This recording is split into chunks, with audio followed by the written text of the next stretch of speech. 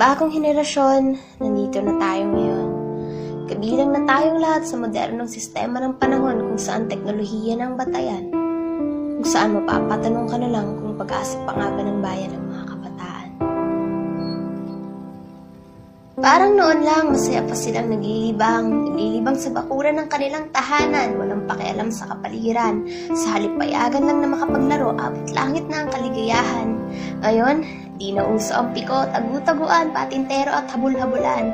Sapagkat umaga pa lang gadget na ang pinagkakaabalahan. Abala ka ka-Facebook, nakikipagsabayan sa mga kasalukuyang kaganapan. Mga pormahang hindi maintindihan, di wow, share mo lang, paano mo nasabi? Mga walang kwentang linyang lagi nilang sinasabi. Puro mura ang kukang bibig, pero pag recitation, wala kang maririnig. Halos wala nang saplot kung makapag-post, dumami lang ang followers, pero pag titingnan ng grado, mas mataas pa ang likers. Noon, dahon, tubig, lupa pa ang pinaglalaroan, nakikiusap na palabasin ng bahay, makasama lang ang mga kalaro sa kapitbahay. Ngunit ngayon, tanghaling tapat, computer agad ang kaharap, LOL, ML, Dota, ROS, ISOS, halos lumiban sa paaralan, makapag-1v1 lang sa mga kaibigan. Kabataan noon, ang tangi nilang pinoproblema ay kung paano makakabili ng chichirya. Ngayon, di daw sila mabubuhay ng walang jowa, 13 taong gulang pababa, halos lahat marunong na. Tapos kapag nabuntis ng maaga, sa magulang ipapaalaga.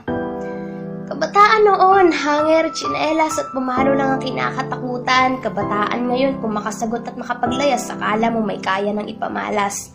Kabataan ngayon, bugso ng damdamin ng laging pinapairal, pero walang oras sa pag-aaral. Pag uwi ng bahay, diretso agad sa galaan. Tapos mas galit pa pag pinagsasabihan. Karamihan ngayon, wala nang dignidad, respeto at prinsipyo, basta makasabay lang sa uso, walang pakialam kahit makasakit pa ng ibang tao. Tropa, barkada, yan ang sinusunod nila, yan ang pinapakinggan nila. Hindi man lang naiisip ang hirap ng mga magulang maitaguyod ng ang pamilya. Sa bawat hingi nyo ng pera pambili ng kolorete at pampaganda, sa bawat kupit nyo pang computer sa tabing kalsada, ikatumbas ng pawis, dugo at luha, dulot ng hirap na tinitiis nila, mabigyan ng magandang pinabukasan ng nasabing kabataan. Nasubukan nyo na ba silang pagmasdan? Nasubukan nyo na bang tingnan ng kanilang palad, tingnan kung gaano kakapal ang kanilang kalyo, kakatrabaho, maibigay lang ang mga luho mo? Na halos gapang kanila sa kahirapan tapos ikaw magpapagapang lang? Iho-iha na turingan tayong pag-asa ng bayan pero ba't nagiging kabaliktaran? Bakit parang tayo pa yung nagiging problema sa lipunan? Oo, kabilang na rin ako sa bagong henerasyong ito. Ngunit wala pa rin ako makitang sapat na dahilan kasi may sarili tayong kaisipan para ito'y maiwasan. Ika nga, pag gusto may paraan, pag ayaw may dahilan. Pero teka lang, baka kasi kayo natatamaan at sabihin yung masyado akong naglilinis-linisan. Pasensya na, nais ko lang naman na maimulat ang iyong mga mata.